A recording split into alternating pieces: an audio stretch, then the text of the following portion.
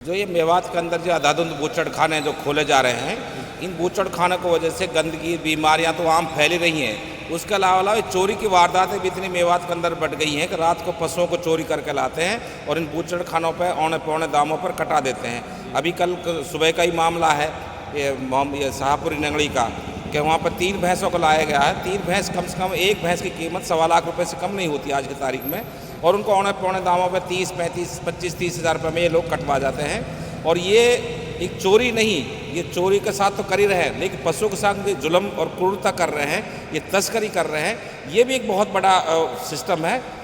शासन प्रशासन को इस पर तुरंत संज्ञान लेना चाहिए और ऐसे लोगों पर एक लगाम लगाकर अच्छा ऐसा मुकदमा बना जाए क्रूरता का, पशुओं के साथ क्रूरता करना और उनके संग जुल्म करना।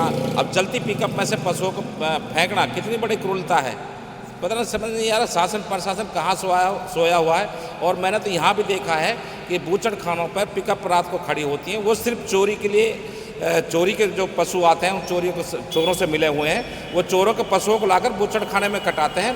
तो शासन प्रशासन पर तुरंत संज्ञान ले, अन्यथा ही मेवात में बहुत बड़ा एक इस मामले पर एक आक्रोश फैल जाएगा कि ये मेवात की, आपको भी हमको सबको पता है कि ब्रज की भूमि है, यहाँ पर इस तरह से पशुओं का स्लाटर किया जाना एक बहुत बड़ा जुर्म है, धार्मिक भावनाओं को ठेस पहुँचाने वाला मामला है। वो इतने बड़े गंभीर हालत में जख्मी थे कि मतलब आदमी अगर इंसान देखता है तो उसकी वैसे ही रूह कांपने लग जाती है, दिल घबराता है कि इतनी जुल्म तो कोई किसी पर नहीं कर सकता जितने पशुओं के साथ कर रहे हैं। तो डॉक्टरों ने देखा, उनका इलाज कर रहा है, मालिकों को बुलाया है, तो उसमें तो डॉक्टरों का अपना नैतिक फर्ज है कि उनका ट्रीटमेंट करेंगे। वो क्या कदम प्रशासन, पुलिस प्रशासन को उठाने की जरूरत है? प्रशासन को तो इसमें पशु क्रूरल्टी का मुकदमा दर्ज करना चाहिए, तस्करी का मुकदमा दर्ज करना चाहिए।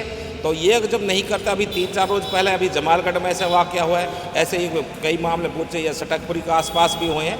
ये सब बहुत से मामले हैं कि जो अभी संज्ञान में नहीं आए। अगर इनकी पूरी तफ्तीश कर जाती, बहुत बड़े गिरोह इसमें शामिल पाया जाएगा और उसमें ये बूचड़ खाने का मालिक है वो भी सम्मिलित पाए जाएंगे। ये बिल्कुल बहुत ही शर्मनाक घटना है और इसमें जो भी जिन लोगों ने इस घटना को अंजाम दिया है उनकी पहचान कर उनके खिलाफ सख्त धाराओं में मुकदमा दर्ज होना चाहिए और इसकी जांच होनी चाहिए कि ये किस बूचड़ खाने में इन पशुओं को लेकर जा रहे थे और अब से पहले कितनी चोरी की भैंसों को इन्होंने इस तरह से वारदातों को अंजाम दिया है। बेचारे जो किसान हैं, पशुपालक हैं, उनके साथ आए दिन इस तरह की घटनाओं में इजाफा हो रहा है। तो इसके लिए कहीं ना कहीं हम बूचड़ खानों को जिम्मेदार मानते हैं। लगातार चोरी की घटनाएं, पशु चोरी घटनाएं बढ़ रही हैं, लगातार सामने आ रही हैं, क्या मानते हैं, किसकी कमी मानते हैं? देखिए, अभी 2-3 दिन पहले जमालगढ़ का जो मामला था उसमें खुद जो चोर थे उन्होंने अपना जुर्म कबूल किया था और उन्होंने ये भी कबूल किया था कि हम इन पशुओं को चोरी करने के बाद बूचड़ खानों में लेकर जाते हैं। तो इसमें कहीं ना कहीं जो बूचड़ खाने के जो संचालक हैं इन चोरों से मिले हुए हैं और जो किसानों के जो महंगे दामों के पशु होते हैं, जो दुधारू पशु होते हैं, जिनकी 1 लाख से 1.25 लाख कीमत होती है, उनका औने पौने दामों में कटवा रहे हैं। तो इनके खिलाफ सख्त कानून कार्रवाई।